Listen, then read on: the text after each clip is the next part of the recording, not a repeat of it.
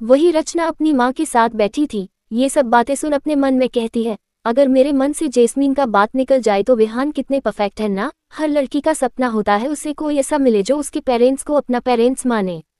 अपना मन में इतना कहने के बाद वो गहरी सांसें भरती है, फिर खड़ी हो कहती है, मैं कॉलेज के लिए निकल जाऊं, एक ही क्लास छूटेगा। ये सुन रचना की माँ कहती है, नहीं जरूरत नहीं है, कल चली जाना।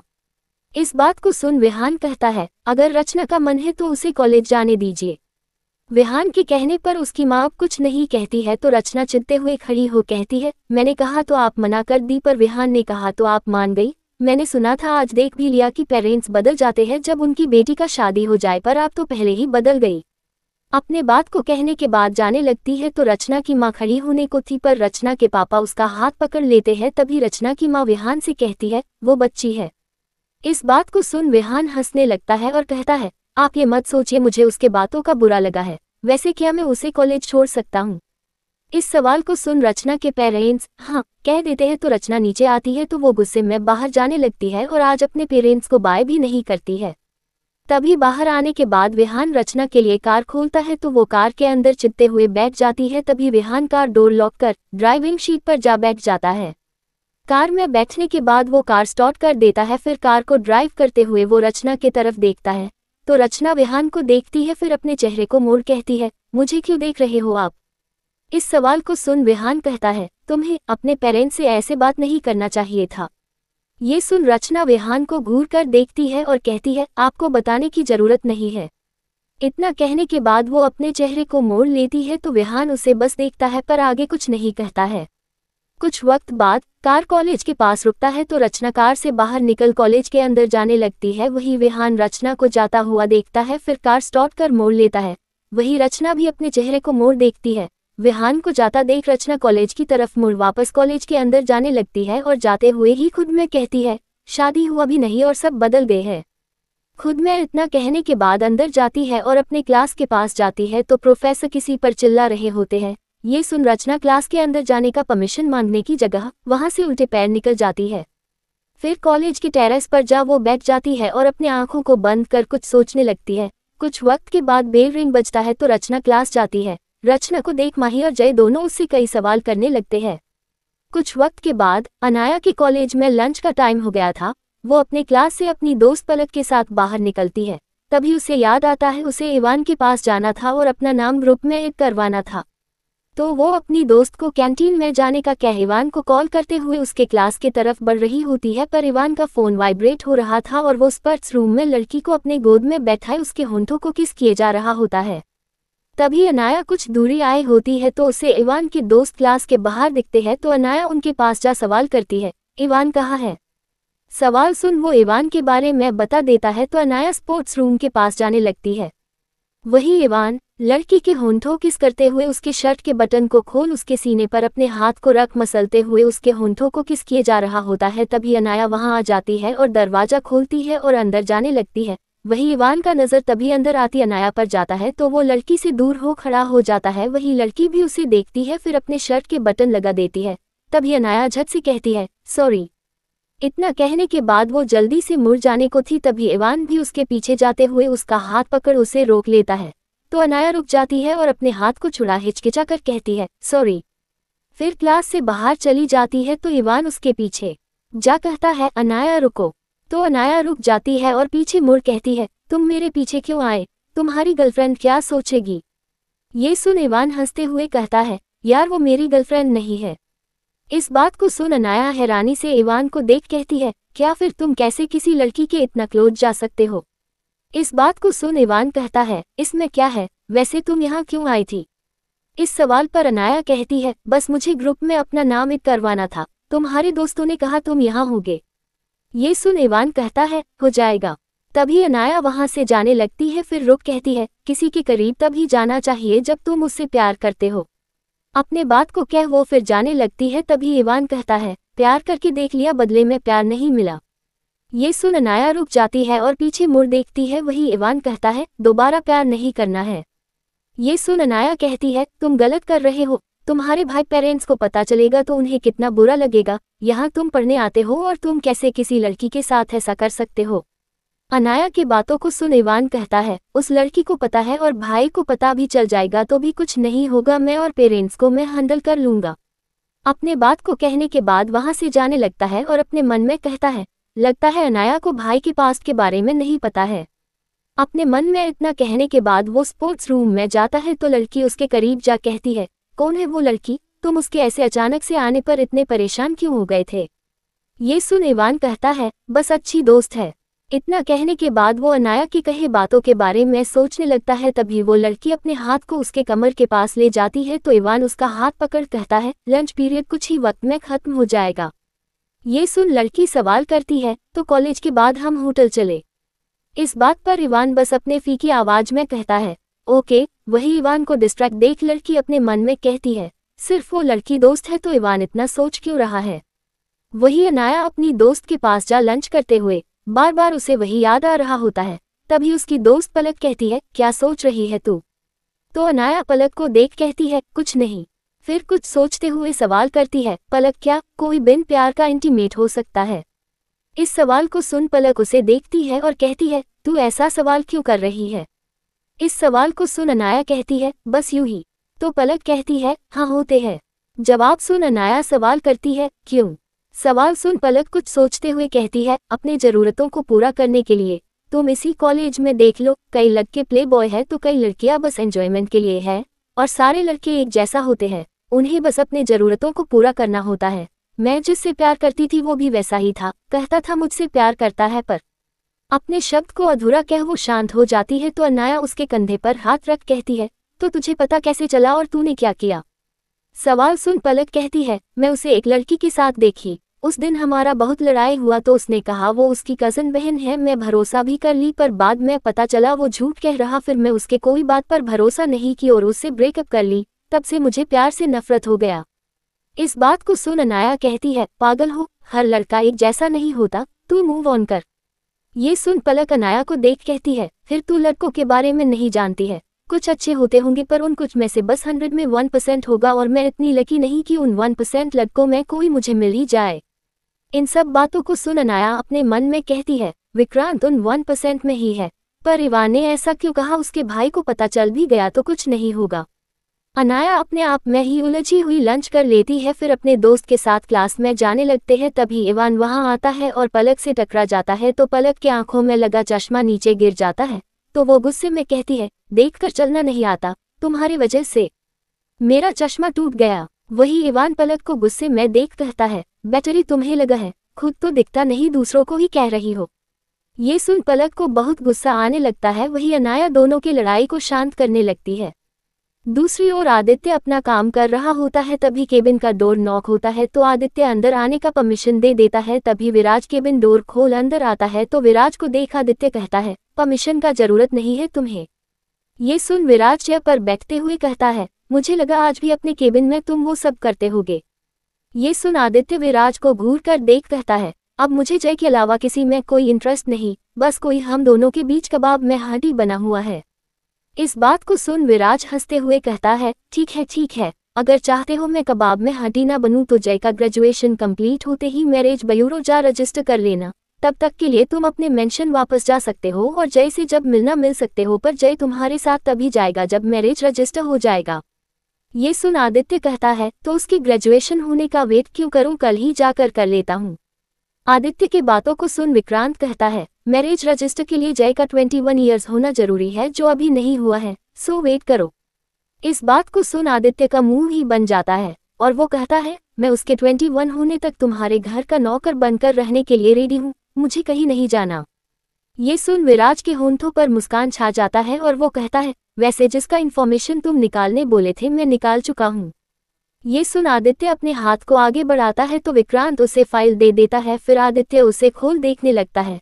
तभी विराज सवाल करता है, तुम ये सब अनिरुद्ध के लिए कर रहे हो ना। इस बात को सुन आदित्य फाइल देखते हुए कहता है, नहीं। जवाब सुन विराज मुस्कुराते हुए कहता है, फिर इस आदमी से तुम्हारा क्या लेना देना। सवाल सुन आदित्य फाइल को टेबल पर रखते हुए कहता है, बस देखना था ये मनन से कनेक्टेड है कि नहीं, वैसे मनन को इंडिया के जेल में भेज दिया गया है क्या। सवाल सुन विराज कहता है, हाँ। तो आदित्य एक शैतानी मुस्कान के साथ कहता है, नजर रखना, मनन से जुड़ा है ये तो जरूर जेल उससे मिलने जाएगा। ये सुन विराज खड़ा होते हुए कहता है, ओके, और हाँ तुम एक्सेप्ट भी कर लिया करो कि तुम ये सब अनिरुद्ध के लिए कर रहे हो। विराज की बातों को सुन आदित्य अपने काम में वापस लगते हुए कहता है, मैं जो करता हूँ सिर्फ अपने लिए करता हूँ। जवाब सुन विराज मुस्कुराते हुए मुड़ केबिन से बाहर जाते हुए कहता है, मुझे पता है, एक्सप्लेन करने का जरूरत नहीं है, नहीं तो आदित्य दीवान था एटीट्यूड कहा जाएगा। अपने बात को कहने के बाद विराज चला जाता है, वही आदित्य घूर कर उसे जाता हुआ देखने लगता है। धीरे धीरे वक्त बीतने लगता है। शाम का वक्त हो गया था। विक्रांत अनाया के कॉलेज के बाहर अपने कार में बैठा उसका इंतजार कर रहा होता है। तो अनाया का क्लास जैसे ही खत्म होता है तो अपने फोन में आए विक्रांत के मैसेज को देखती है, फिर कॉलेज से बाहर जाते हुए ड्राइवर को कॉल कर कह देते हैं कि वो चले जाए। तो ड्राइवर चला जाता है। वही पलक अनाया को सवाल से भरे नजर से देखती है तो अनाया उसे बता देती है। तभी पलक कहती है, तेरा दिल कभी मेरी तरह ना टूटे और जिसे तू डेट कर रही हो वो सच में तेरे लिए लॉयल हो। इस बात को सुन अनाया मुस्कुरा देती है और दोनों बाहर आने लगते हैं तो इवान भी अपने दोस्तों के साथ आ रहा होता है। जब वो बाहर आता है तो इवान को अपने भाई का कार देखता है और अनाया को उस कार की तरफ जाते हुए तभी इवान अपने मन में कहता है, भाई अगर अनाया को प्यार करते हैं तो उन्हें अनाया को अपना पूरा पास्ट बता देना चाहिए। अपने आप में इतना कहने के बाद वो भी अपने कार में जा बैठ कार स्टार्ट कर देता है। वही अनाया भी कार के अंदर जा बैठ जाती है। तो विक्रांत जो आंखों में चश्मा लगा हाथ में रोज का बुके लिया हुआ था वो अपने आंखों से चश्मा हटा बुके अनाया की तरफ बढ़ा कहता है, हैप्पी एनिवर्सरी प्रिंसेस। ये सुन अनाया के होंठों पर मुस्कान आ जाता है और वो मुस्कुराते हुए बुके ले कहती है, क्या आपको याद था? इस सवाल को सुन विक्रांत ड्राइवर को इशारा करता है तो अब कार का पार्टीशन कर कार स्टार्ट कर देता है। तभी विक्रांत अनाया को अपने बाहों में भर कहता है, तुमसे जुड़ा हर दिन है वक्त, हर वो लम्हा याद है मुझे, फिर इतने इम्पोर्टेंट दिन को मैं भूल कैसे सकता हूँ। ये सुन अनाया के होंठों पर मुस्कान छा जाता है और वो मुस्कुराते हुए विक्रांत के गाल पर किस कर देती है तो विक्रांत उसके चेहरे पर अपने एक हाथ को रख प्यार से सहलाते हुए कहता है, थैंक यू। ये सुन अनाया विक्रांत के आंखों में देख कहती है, थैंक यू तो मुझे कहना चाहिए, आपने इतना सुंदर फूल जो मुझे दिया है। इस बात को सुन विक्रांत कहता है, तुम जो मुझे दी हो ये फूल से बहुत कीमती और प्यारा है। इतना कहने के बाद विक्रांत उसके माथे को प्यार से चूम अपने बाहों में भर लेता है। तभी अनाया कहती है, एक सवाल करूं? ये सुन विक्रांत कहता है, हाँ। तो अनाया कहती है, इंसान बिन प्यार के किसी के करीब जाते क्यों है? ये तो सही नहीं है ना, किसी के करीब जाने के लिए प्यार होना जरूरी है ना। अनाया की बातों को सुन विक्रांत का चेहरा शक्त हो चुका था। वो कहता है, तुम इस वक्त क्या सोच रही हो? मेरे साथ ही तो बस हमारे बारे में सोचो। ये सुन अनाया विक्रांत से दूर हो विक्रांत के हाथ को पकड़ उसके आंखों में देख कहती है, आप उन 1% में हो, बिल्कुल परफेक्ट जैसा हर लड़की को चाहिए। आप किसी के करीब नहीं गए हो, मेरे साथ होकर भी आप मेरे साथ कुछ ऐसा नहीं किए जिससे मुझे कोई तकलीफ हो। आप मुझसे बहुत प्यार करते, मुझे बिल्कुल प्रिंसेस की तरह रखते हो। मेरी फ्रेंड ने कहा था 100 में 1% लड़कों में हमें मिलना बहुत मुश्किल है, पर मुझे मिल गए हो आप। अनाया की बातों को सुन विक्रांत को अपना पास्ट याद आ रहा होता है। वो अनाया को अपने बाहों में भर अपने मन में कहता है, मैं तुम्हारे सामने कभी अपना पास्ट नहीं आने दूंगा प्रिंसेस। अपने मन में इतना कहने के बाद वो अनाया से कहता है, मैं परफेक्ट हूँ तो मेरी प्रिंसेस भी तो परफेक्ट है ना। इस बात को सुन झट से अनाया उसे खुद से दूर कर कहती है, मैं और परफेक्ट बिल्कुल नहीं, मुझसे गलतियां होती रहती है। मैं पढ़ाई में अच्छी नहीं हूँ, मुझे तो कुछ ठीक से आता भी नहीं है। अपने बात को मासूमियत से भरी आवाज में कहने के बाद वो उदास हो जाती है तो विक्रांत उसके चेहरे को अपने हाथ में भर कहता है, तो क्या हुआ, मेरी प्रिंसेस कोशिश तो करती है ना। और सब एक जैसा नहीं होते हैं, सबका इंटरेस्ट अलग चीजों में होता है, पर मेरी प्रिंसेस खास है। उसे इंटरेस्ट का जरूरत नहीं है क्योंकि वो थोड़ा मेहनत करती है तो कुछ भी हासिल कर लेती है। दोनों ये सब बातें कर ही रहे थे तभी कार रुक जाता है। ड्राइवर कार से बाहर निकल पीछे वाले दूर के पास जा कार डोर खोल देता है तो विक्रांत अनाया के साथ कार से बाहर निकल जाता है। फिर उसे अपने साथ रेस्टोरेंट के अंदर ले जाने लगता है। दरवाजे के पास खड़े गार्ड ग्रिड करते हैं। फिर दोनों अंदर जाते हैं तो पूरा रेस्टोरेंट खाली होता है। वही मैनेजर भी आ जाता है। तभी अनाया विक्रांत के कान के पास जा सवाल करती है, आप जहां जाते हैं वो जगह खाली क्यों करवा देते हैं? अनाया के सवाल को सुन विक्रांत कहता है, बस मुझे शोर नहीं पसंद है। इतना कहने के बाद वो अनाया के साथ पर्सनल रूम में जाता है। जैसे ही दोनों एंटर करते हैं फूलों की बारिश होने लगती है तो अनाया के होंठों पर मुस्कान छा जाता है। फिर दोनों अंदर आते हैं। पूरा रूम अंधेरा था और बस कैंडल जल रहे होते हैं और फ्लावर से पूरे रूम को डेकोरेट किया गया था। कुछ लड़के वायलिन भी बजा रहे होते हैं। ये सब देख अनाया के होंठों पर बड़ी वाली मुस्कान होती है। वही विक्रांत अनाया के साथ चेयर के पास आता है तो दो वेटर चेयर पीछे कर देते हैं तो अनाया चेयर पर बैठ जाती है, पर विक्रांत अपने चेयर को अनाया के चेयर से सटा बैठ जाता है और सभी को जाने का इशारा कर देता है। फिर अनाया के चेहरे पर अपने हाथ को रख उसके चेहरे को अपने करीब करता है। कैंडल की लाइट में अनाया विक्रांत को और भी अधिक खूबसूरत लग रही होती है। वो उसके होंठों को अपने अंगूठे से रब करते हुए अपने सेडिक्टिव आवाज में सवाल करता है, क्या मैं तुम्हें किस कर सकता हूँ? इस सवाल को सुन अनाया मुस्कुरा कर कहती है, आपको इजाजत लेने की जरूरत नहीं है। ये सुन विक्रांत को बहुत अच्छा लगता है और वो खुद को और देर ना रोक अनाया के होंठों के करीब जा उसके होंठों को प्यार से चूमने लगता है। धीरे धीरे किसको पेसिनेट करते हुए विक्रांत रुक जाता है, फिर अनाया को उठा टेबल पर बैठा देता है और वापस उसे किस करने को था, पर तभी अनाया कहती है, अगर कोई आ गया तो? इस सवाल को सुन विक्रांत कहता है, मेरे परमिशन के बिना कोई नहीं आएगा। ये सुन अनाया आगे कुछ नहीं कहती है। वही विक्रांत अनाया के होंठों को वापस किस करने लगता है और अपने हाथ को उसकी कमर पर रखा होता है। वही अनाया के हाथ विक्रांत के कंधे पर थे और अनाया भी विक्रांत की किस का रिस्पॉन्ड करने लगती है। विक्रांत खुद रोक नहीं पा रहा था। वो होंठ को किस करने के बाद उसके चेहरे को किस करते हुए गर्दन के पास आ जाता है और लिक करते हुए किस करने लगता है तो अनाया का हाथ विक्रांत के शरीर पर मजबूत हो जाता है और आंखें बंद हो जाती है। पर जैसे ही विक्रांत अपने हाथ को सीने के पास ले जा प्रेस करने को होता है, अनाया झट से उसके हाथ को पकड़ लेती है। वही विक्रांत रुक जाता है और अनाया को देखता है तो अनाया बस अपने चेहरे को झुकाए हुए नजर आती है। तभी विक्रांत अपने आप को पीछे कर कहता है, प्रिंसेस। विक्रांत के आवाज को सुन अपने पलकों को उठा विक्रांत को देखती है। तभी विक्रांत उसके माथे को प्यार से चूम उसे अपने गोद में उठा चेयर पर बैठा कहता है, मुझे तुम सिर्फ मेरे पास चाहिए और कुछ नहीं, इसलिए जो पसंद नहीं उसके लिए नजरें झुकाने की जरूरत नहीं है, बस कह दो, मैं दोबारा नहीं करूंगा। इस बात को सुन अनाया अपने धीमे आवाज में कहती है, पसंद का बात नहीं है, बस बिन शादी का मैं ये सब नहीं करना चाहती हूँ। इस बात को सुन विक्रांत उसके चेहरे को अपने एक हथेली में भर प्यार से कहता है, ओके प्रिंसेस, शादी के बाद ही मैं अपना हद पार करूंगा। वो ये कहा होता है तभी डोर नॉक होता तो विक्रांत अंदर आने का इजाजत दे देता। फिर वेटर अंदर आ डिश टेबल पर रख वहां से जाने लगता है। फिर विक्रांत और अनाया साथ खाने लगते हैं। वही दूसरी तरफ जय सोफे पर बैठ अपना कॉलेज वर्क कर रहा था। तभी दरवाजा नॉक होता है तो जय जा दरवाजा खोल देता है। सामने आदित्य खड़ा था। आदित्य को देख जय सवाल करता है, आप इतनी जल्दी क्यों आ गए? ये बात सुन आदित्य बस जय को अपने बाहों में भर लेता है और कस के पकड़े ही कहता है, क्योंकि मुझे तुम्हारा याद आ रहा था। जवाब सुन जय के होंठों पर प्यारी सी मुस्कान छा जाती है। तभी जय उसी मुस्कान के साथ कहता है, हम अंदर चले। ये सुन आदित्य कहता है, हाँ। इतना कहने के बाद वो उससे दूर हो जाता है और दरवाजा बंद कर अंदर दोनों जाने लगता है। हॉल में आने के बाद आदित्य सोफे पर बैठ जाता है। वही जय कहता है, मैं आपके लिए पानी लेकर आता हूँ। ये सुन आदित्य जय का हाथ पकड़ उसे अपने गोद में खींच लेता है तो जय आदित्य को अपने हैरानी से भरे नजर से देखने लगता है। तभी आदित्य जय के बड़े बड़े मासूम नजरों में देखते हुए कहता है, मुझे प्यास तो लगा है पर पानी नहीं चाहिए। ये सुन जय उसे सवाल से भरे नजर से देखते हुए कहता है, तो क्या चाहिए आपको? इस सवाल को सुन आदित्य अपने मन में कहता है, कब ये बड़ा होगा? अपने मन में इतना कहने के बाद जय के होंठों के करीब जाते हुए कहता है, तुम। इस बात को सुन जय कुछ रिएक्ट करता इससे पहले ही आदित्य जय के होंठों को अपने होंठों में बसा उसे प्यार से किस करने लगता है तो आदित्य की किस में जय धीरे धीरे डूबने लगता है और उसकी आंखें बंद हो जाती है। वही आदित्य उसके होंठों प्यार से किस करते हुए धीरे धीरे पेसिनेट करने लगता है और अपने जीभ को उसके मुंह के अंदर ले जा जीभ से मिला लिक करने लगता है। जैसा जैसा आदित्य उसे किस कर रहा था जय भी उसका साथ देते हुए किस का रिस्पॉन्स देने लगता है।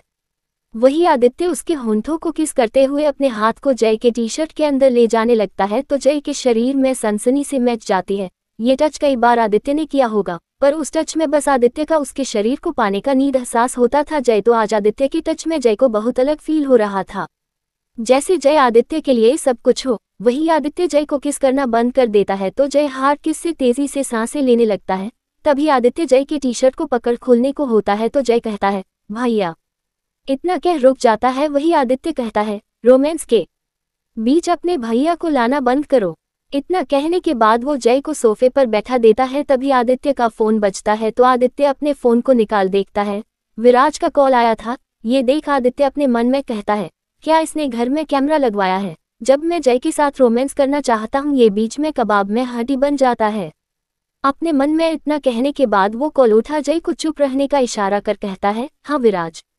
वही जय सुनने लगता है। तभी विराज सवाल करता है, तुम कंपनी में हो? इस सवाल को सुन आदित्य कहता है, नहीं, मीटिंग से बाहर आया हूँ, कुछ काम था। आदित्य के झूठ को सुन जय उसे गौर से देखने लगता है। तभी विराज कहता है, ओह, वो तुम्हारे डैड तुम पर नजर रख रहे हैं, तो केयरफुल रहना। इस बात को सुन आदित्य कहता है, अच्छा, वैसे तुम कहाँ हो? इस सवाल को सुन विराज कहता है, मैं सोचा तुम्हारे कंपनी जाऊंगा, पर तुम वहां नहीं हो तो मैं घर जा रहा हूँ। ये सुन आदित्य कहता है, ओह ओके। इतना कहने के बाद आदित्य कॉल कट कर देता है। वही जय आदित्य को देख रहा होता है तो आदित्य अपने फोन में अपनी बहन को कॉल करता है और जय को अपने बाहों में ले उसके बाल को प्यार से किस करता है। वही माही जैसे ही कॉल उठाती है तो आदित्य कहता है, क्या कर रही हो? सवाल सुन माही कहती है, कुछ नहीं, बस पढ़ाई भैया। ये सुन आदित्य कहता है, कितना पढ़ोगी? ज्यादा पढ़ने का कोई फायदा नहीं है, विराज को बुलाओ और थोड़ा डेट वेट पर जाओ। अपना भाई का बात सुन माही शॉक थी और वो अपने उसे एक्सप्रेशन के साथ कहती है, पर क्यों भैया?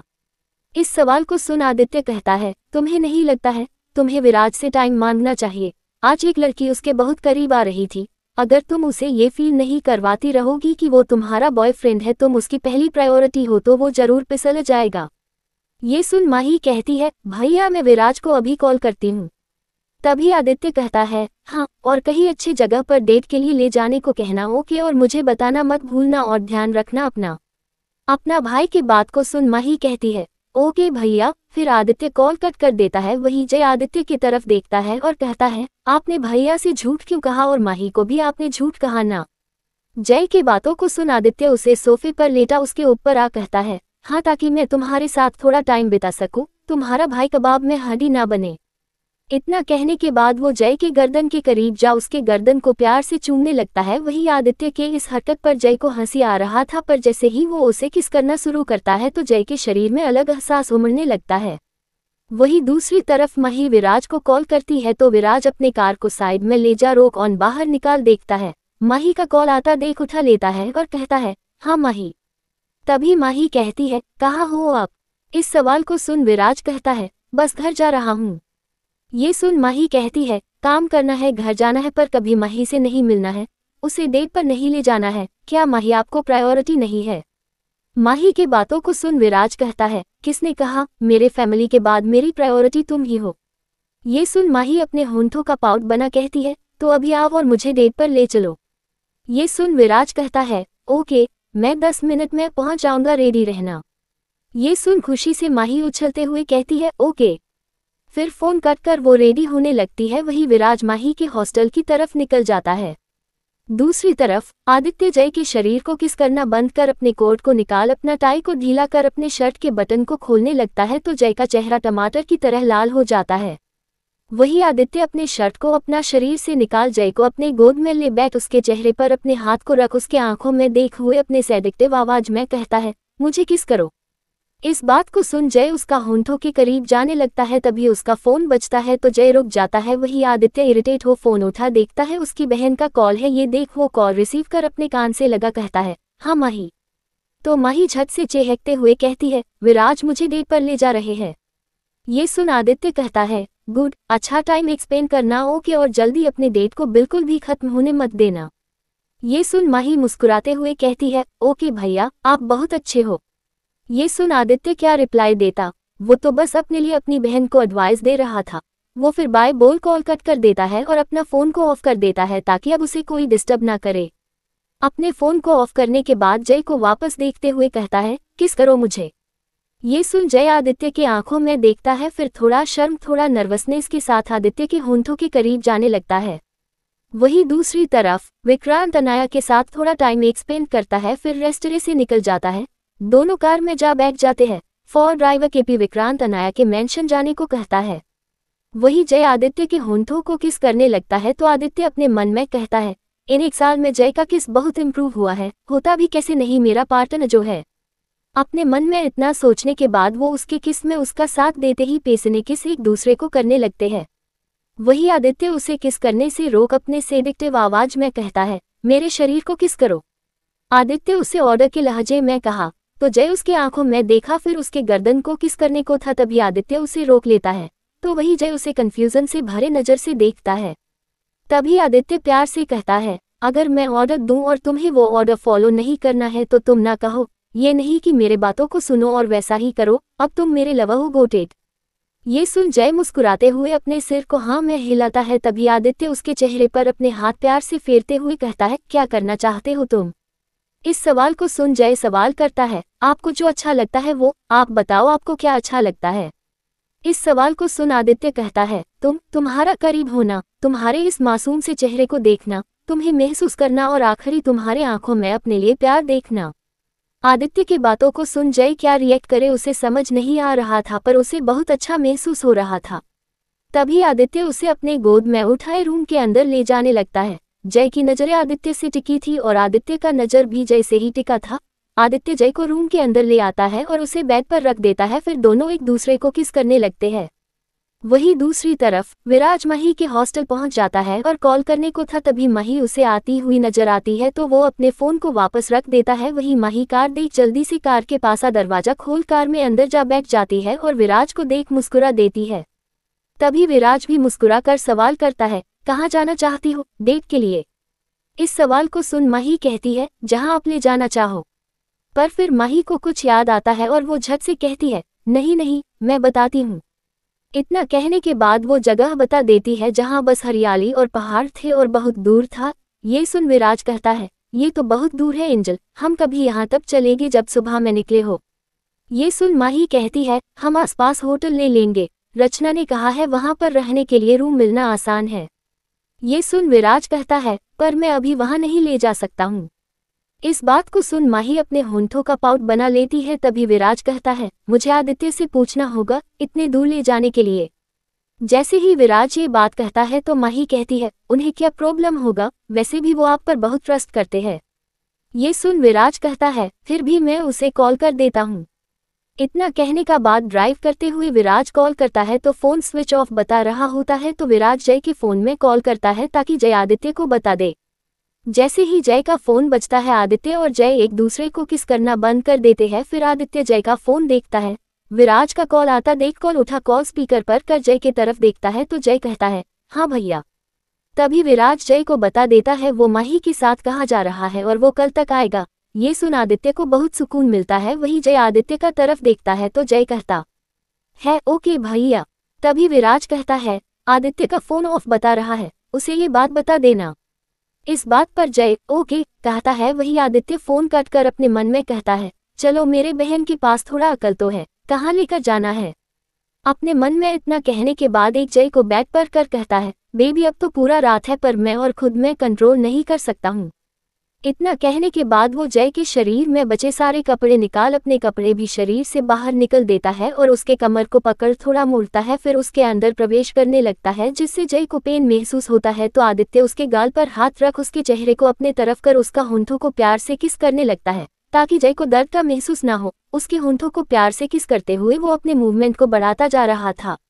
वहीं दूसरी तरफ माही विराज के साथ अकेले पूरी रात बाहर रहेगी, इस बात से बहुत खुश थी। वो रचना को मैसेज में सब बताने लगती है और कहती है, मैं क्या स्पेशल करूं विराज के लिए जिससे विराज को अच्छा लगे। रचना जब माही का सवाल देखती है तो टाइप करती है किस। इतना कहने के बाद हंसने वाला इमोजी भेजती है तो माही का चेहरा किस सोचकर लाल हो जाता है। वहीं माही को मैसेज में बात करते हुए टमाटर की तरह लाल होता देख विराज सवाल करता है, किससे बात कर रही हो। विराज का सवाल को सुन माही अपना ध्यान फोन से हटा विराज की तरफ चला जाता है और वो अपने धीमे आवाज में कहती है, रचना। जवाब सुन विराज कहता है, बात रचना से हो रही है तो तुम इतना ब्लश क्यों कर रही हो। इस सवाल को सुन माही कहती है, बस कर रही, आपको शक हो रहा है तो देख लीजिए फोन। ये सुन विराज लगता है, नहीं एंजल मैं बस पूछ रहा था। वही माही जानती थी विराज उसका फोन नहीं देखेगा। दूसरी तरफ अमेरिका में सुबह के 8 बज रहे थे। मोक्ष का नींद खुलता है और वो अपना आप को बेड पर अकेला पाता है, फिर जल्दी से उठ बेड से नीचे उतर रूम से बाहर निकल जाता है। वैसे ही उसे खाने का बहुत लाजवाब महक आने लगता है तो वो किचन की तरफ अपने तेज कदमों से जाने लगता है। जब वो किचन आता है तो अनिरुद्ध को खाना बनाते हुए देखता है और अपने मन में कहता है, कोई उतना परफेक्ट कैसे हो सकता है। अनिरुद्ध को हर काम आता है, कुकिंग भी, पर मुझे गाने और बाइक रेस के अलावा कुछ नहीं आता है। अपने मन में इतना कहने के बाद वो अंदर जाता है और अनिरुद्ध के पास खड़ा हो कहता है, मुझे टेस्ट करना है। मोक्ष जब अपने मासूम से भरे आवाज में ये बात कहता है तो अनिरुद्ध उसे देखता है और कहता है, पहले फ्रेश होकर आओ। इस बात को सुन मोक्ष अपने होंठों का पाउट बना देता है और जाने लगता है। वही मोक्ष के क्यूट एक्ट को देख अनिरुद्ध में होंठों पर मुस्कान छा जाता है। वही मोक्ष जल्दी से ब्रश कर नहा लेता है और भीगे बालों में ही बाहर आ जाता है और डाइनिंग टेबल पर बैठ जाता है। तो अनिरुद्ध खाना ला टेबल पर रख उसे सर्व करते हुए कहता है, कितनी बार कहा है बालों को अच्छे से सुखा कर आया करो। अपने बात को कहने के बाद वो रूम जाने लगता है। तो मोक्ष सवाल करता है, आप कहाँ जा रहे हैं? मोक्ष के सवाल को सुन अनिरुद्ध कहता है, तुम नाश्ता करो, मैं तौलिया लेकर आ रहा हूँ। इस बात को सुन मोक्ष मुस्कुराते हुए हाँ कह देता है, फिर अपना नाश्ता करने लगता है। वही अनिरुद्ध तौलिया ले आता है, फिर मोक्ष को रैबिट की तरह खाता देख मुस्कुराता है। फिर वो मोक्ष के पीछे जा उसके बालों को प्यार से सुखाने लगता है। तभी मोक्ष कहता है, खाना बहुत टेस्टी है। अपनी तारीफ सुन अनिरुद्ध कहता है, तो मेरा रिवार्ड क्या है? इस बात को सुन मोक्ष अनिरुद्ध को देखने लगता है। वही अनिरुद्ध तौलिया साइड में रख अपने हाथ साफ कर खुद भी नाश्ता करने बैठ मोक्ष को खुद के तरफ देखता पा कहता है, इतना टेस्टी खाना तुम्हें खिला रहा, उसका कुछ तो रिवार्ड मिलना चाहिए मुझे। अनिरुद्ध की बातों को सुन मोक्ष सोचने लगता है, फिर कहता है, मैं आपके लिए गाना गाऊंगा। इस रिवॉर्ड को सुन अनिरुद्ध कहता है, बस। तभी मोक्ष फुल एटीट्यूड के साथ कहता है, बस कह रहे हो आप? आपको नहीं पता मेरा एक गाना लाखों करोड़ों में बिकता है और मैं आपके लिए फ्री का गा रहा हूँ। ये सुन अनिरुद्ध कहता है, बात तो सही कहा, पर लाखों करोड़ों में बिकने वाले सॉन्ग को पंख देने वाला हूँ मैं, तो बस एक सॉन्ग मेरे लिए काफी नहीं होगा। विस्मयादिबोधक चिन्ह उद्धरण चिन्ह। ये सुन मोक्ष अपने होंठों का पाउट बना कहता है, फिर आपको क्या चाहिए? इस सवाल को सुन अनिरुद्ध कहता है, तुम। इस बात को सुन मोक्ष अनिरुद्ध की तरफ देखता है और मासूमियत से भरे आवाज में कहता है, मैं तो पूरा का पूरा आपका ही हूँ। इस बात को सुन अनिरुद्ध अपने सेडिक्टिव नजरों से मोक्ष को देखते हुए अपने सेडिक्टिव आवाज में कहता है, तो मैं जो चाहूँ वो कर सकता हूँ। अनिरुद्ध की बातें अब मोक्ष को समझ आने लगता है। वो भी अनिरुद्ध के अंदाज में कहता है, हाँ। इस बात को सुन अनिरुद्ध मुस्कुराते हुए खाने लगता है। वही मोक्ष खाते हुए अपने पैर को अनिरुद्ध के गोद में रख देता है और सेंसुअल टच करने लगता है। तो अनिरुद्ध मोक्ष को देखने लगता है। वही मोक्ष के होंठों पर मोकिंग स्माइल था। तभी अनिरुद्ध कहता है, तुम बहुत बदमाश होते जा रहे हो। अनिरुद्ध के इस बात को सुन मोक्ष सेडिक्टिव हरकत करते हुए कहता है, बदमाश नहीं, कुछ और कहो। इतना कहने के बाद और उठ अनिरुद्ध के गोद में चला जाता है और अनिरुद्ध को अपने नशीली आंखों से देखने लगता है। तो अनिरुद्ध खाना बंद कर अपने हाथ साफ कर मोक्ष को चेपर कर उसके होंठों के करीब जाने को था, पर मोक्ष अपने हाथ उसके सीने पर रख उसे करीब आने से रोक कहता है, रिवॉर्ड मुझे देना है तो शुरू में करूंगा। इतना कहने के बाद वो अनिरुद्ध को खुद से दूर कर कहता है, पहले मुझे अपना हाथ साफ करने दो। इतना कहने के बाद अपने हाथ को साफ कर वो अनिरुद्ध का हाथ पकड़ अपने साथ ले जाने लगता है। अनिरुद्ध को समझ नहीं आ रहा था वो क्या कर रहा है। तभी मोक्ष बाहर ला अनिरुद्ध के हाथ को छोड़ अपने टी शर्ट को शरीर से निकाल पानी में जाने लगता है। तो अनिरुद्ध कहता है, मोक्ष पानी में मत जाओ। तभी मोक्ष कहता है, आपको नहीं लगता है यहाँ रिवॉर्ड मिलने में बहुत मजा आएगा आपको? मोक्ष के बातों को सुन अनिरुद्ध भी अपने टी शर्ट को खोल देता है और ट्राउजर में ही उसके पास जा वो भी पानी में डूब मोक्ष की कमर पर अपने हाथ रख उसके करीब आ अपने सेडिक्टिव आवाज में कहता है, लगता है यहाँ रहकर बहुत इंग्लिश मूवी देखने लगे हो। इतना कहने के बाद उसके गर्दन को प्यार से किस करने लगता है। तभी मोक्ष उसे रोक देता है। तो अनिरुद्ध इरिटेशन से भरे चेहरे के साथ मोक्ष को देखता है। तो मोक्ष अपने हाथ को उसके सीने में रख सेडिक्टिवली अपने हाथ को उसके सीने में फेरते हुए कहता है, रिवॉर्ड मैं दूंगा मिस्टर अनिरुद्ध अग्निहोत्री। इतना कहने के बाद मोक्ष उसके सीने पर अपना होंठ रख देता है और उसके शरीर को किस करते हुए बाइट करने लगता है। फिर अपने हाथ को पानी का अंदर ले जा पानी के अंदर में हो ट्राउजर के अंदर ले जाता है। तो अनिरुद्ध की आंखें बंद हो जाती है। वही कुछ देर तक उसके सेंसिटिव हिस्से पर अपने हाथ फेरने के बाद वो अनिरुद्ध के कान में कहता है, कैसा लग रहा है? सवाल सुन अनिरुद्ध कहने को था, पर तभी मोक्ष अनिरुद्ध से दूर हो जाता है। तो अनिरुद्ध अपने आंखों को खोल मोक्ष की तरफ देखने लगता है। वही मोक्ष पानी से निकलना लगता है। तो अनिरुद्ध भी मोक्ष के पीछे जाते हुए कहता है, ये क्या है मोक्ष? इस सवाल को सुन मोक्ष कहता है, मुझे पकड़िए, फिर आगे का रिवॉर्ड मिलेगा। मोक्ष के ऐसे हरकत के कारण अनिरुद्ध इरिटेशन से भरे आवाज में कहता है, एक बार मेरे हाथ आ जाओ, मैं तुम्हें दूर जाने नहीं दूंगा। इतना कहने के बाद वो उसके पीछे भागने लगता है और मोक्ष भी भागता रहता है। कुछ वक्त के बाद मोक्ष को अनिरुद्ध जब पकड़ने को होता है तो मोक्ष बचने के लिए मुड़ने को होता है, पर उसका पैर हल्का मुड़ जाता है और वो गिरने वाला होता है और उसे बचाने के चक्कर में अनिरुद्ध भी बालू में उसके साथ गिर जाता है। फिर दोनों एक दूसरे को देखने लगते हैं और एक दूसरे की आंखों में पूरे तरीके से खो जाते हैं। फिर अनिरुद्ध मोक्ष के होंठों के करीब जा उसके होंठों को प्यार से किस करने लगता है। मोक्ष भी अपने हाथ को अनिरुद्ध की गर्दन में मोड़ देता है और एक दूसरे की किस में दोनों खो जाते हैं। वही दूसरी तरफ इंडिया में आदित्य जय से दूर हो उसके माथे को प्यार से चूम उसे अपने गोद में उठा बाथरूम ले जाता है तो जय बस आदित्य को देखने लगता है। वही आदित्य जय को सावेर के पास अपने गोद से उतार देता है। फिर दोनों साथ शॉवर लेने लगते हैं। शॉवर लेने के बाद आदित्य जय दोनों बाहर आते हैं, कपड़े पहनते हैं। फिर आदित्य कहता है तुम रेस्ट करो, मैं डिनर प्रिपेयर करता हूँ। इस बात को सुन जय कहता है मैं भी हेल्प करता हूँ। जब जय ऑफर करता है तो आदित्य मुस्कुराकर कहता है नहीं मैं बना लूंगा, तुम रेस्ट करो। इतना कहने के बाद वो जाने लगता है। वही जय मुस्कुराते हुए बेड पर लेट जाता है और अपने आंखों को बंद कर खुद में कहता है आज ये बहुत अलग था। ऐसा लग रहा था जैसे मैं आदित्य में बिल्कुल डूब चुका हूँ। उनके प्यार का एहसास मुझे हर एक पल हो रहा था। इतना कहने के बाद वो तकिया पकड़ मुस्कुराते हुए तकिया को ले इधर उधर उल्टा पुल्टा होने लगता है और बस मुस्कुरा रहा होता है। तभी आदित्य दरवाजे से टिक जय का ये हरकत देखते हुए कहता है क्या हुआ जय। आदित्य के आवाज को सुन जय रुक जाता है। वही आदित्य अंदर आ अपने फोन को टेबल से ले उसे ऑन कर जय को देखता है। वही जय का चेहरा लाल हुए पड़ा था। वो शर्माते हुए कहता है कुछ नहीं। तभी आदित्य कहता है रेस्ट करो। इतना कहने के बाद आदित्य वहां से जाने लगता है। वही जय अपना वही हरकत वापस करने लगता है। वही आदित्य खाना बनाते हुए वो भी मुस्कुरा रहा था। बहुत दिनों के बाद ये पल जो जीने को मिल रहा था आदित्य को। आदित्य कुकिंग करते हुए खुद में कहता है जल्दी से तुम्हारा ग्रेजुएशन पूरा हो जाए, फिर मैं और तुम ऐसे ही हमेशा हमेशा के लिए अकेले होंगे, कोई डिस्टर्ब करने वाला नहीं होगा। खुद में आदित्य ये कह रहा होता है। वही दूसरी तरफ विराज माही को लेकर वहां पहुंच जाता है। वहां आने के बाद विराज सवाल करता है यह देखना क्या है तुम्हें। इस सवाल को सुन माही कहती है आपको। तो विराज माही को देखने लगता है। वही माही फिर जल्दी से कहती है बस आपके साथ यहाँ की खूबसूरती को देखना है। दोनों फिर एक जगह बैठ जाते हैं। दोनों के बीच काफी डिस्टेंस था तो विराज उसके करीब आ अपने हाथ को उसके कंधे पर रख उसे अपने बेहद करीब करता है तो माही का दिल जोरों से धक धक करने लगता है। फिर वो भी हिम्मत कर अपना सिर को विराज के सीना पर रख देती है और दोनों ही जगह के साथ एक दूसरे के बाहों में बहुत सुकून महसूस कर रहे होते हैं। वही दूसरी तरफ विक्रांत परेशान हो अपना केबिन में बैठ सिगरेट के कस ले रहा होता है। फिर वो अपने फोन को निकाल आदित्य को कॉल करता है तो आदित्य जो किचन में खाना बना रहा था वो अपने फोन को उठा विक्रांत का कॉल आता देख कॉल रिसीव कर लेता है और अपने कान से लगा कहता है हाँ विक्रांत। आदित्य के आवाज को सुन विक्रांत कहता है क्या तुम बाहर आ सकते हो। इस सवाल को सुन आदित्य कहता है आज विराज नहीं आएगा और मैं जय को अकेला यहाँ नहीं छोड़ सकता हूँ। इस बात को सुन विक्रांत कहता है ओके। इतना कहने के बाद वो कॉल कट करने को था तभी आदित्य कहता है वैसे तुम यहाँ आ सकते हो अगर तुम एडजस्ट कर सको तो। विक्रांत कभी गया नहीं था और उसे पता भी नहीं था आखिर आदित्य किस जगह पर रह रहा है। ये जानने का क्यूरियोसिटी विक्रांत को भी था तो वो कहता है एड्रेस मैसेज कर दो। ये सुन आदित्य ओके कहता है। फिर कॉल कट हो जाता है और आदित्य एड्रेस सेंड कर देता है। एड्रेस देख विक्रांत अपने केबिन से बाहर निकल अपने कंपनी का बाहर जा कार में बैठ जाता है और ड्राइवर को एड्रेस बता अपने आंखों को बंद कर शीट पर अपना सिर टिका देता है।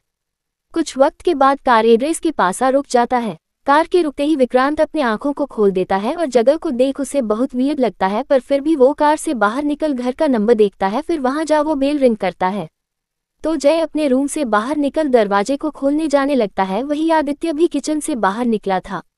वही जय दरवाजा खोलता है तो सामने विक्रांत को देख वो झट से अंदर आने का रास्ता दे देता है तो विक्रांत अंदर आ जाता है। वही जय दरवाजा खोल देता है तभी विक्रांत आदित्य को देखता है जो एप्रॉन पहना था। ये देख विक्रांत के होंठों पर मुस्कान छा जाता है। वही आदित्य कहता है तुम बैठो मैं 2 मिनट में आता हूँ।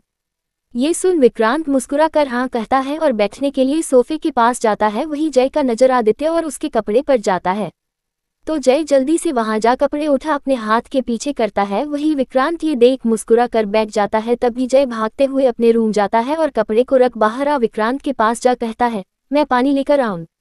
ये सुन विक्रांत कहता है नहीं। तो जय फिर कहता है चाय कॉफी जूस। विस्मयादिबोधक चिन्ह उद्धरण चिन्ह ऑप्शन सुन विक्रांत कहता है नहीं तुम बैठ जाओ। इस बात पर जय को बैठने में वो भी विक्रांत के सामने बहुत ऑकवर्ड फील हो रहा था पर आदित्य जब तक नहीं आ जाता है ऐसे मेहमान को अकेले छोड़ना जय को ठीक नहीं लगता है और वो जा बैठ जाता है। तभी विक्रांत सवाल करता है अब करते क्या हो। सवाल सुन जय उसे बता देता है। तभी आदित्य वहां आ जाता है और जय के बगल में जा बैठ जाता है तो जय खड़ा हो जाने को था तभी आदित्य कहता है कहाँ जा रहे हो। आदित्य के सवाल को सुन जय कहता है, आप दोनों बात करो, मैं रूम जा रहा हूँ। ये सुन विक्रांत कहता है, वेट। तो जय रुक विक्रांत को देखता है और कहता है, मैं पानी, चाय, कॉफी नहीं पीना चाहता, पर ड्रिंक हो तो ऑफर कर सकते हो, साथ ही ज्वाइन भी। इस बात को सुन जय कहा, मैं पिता नहीं हूँ और ना ही यहाँ ड्रिंक है।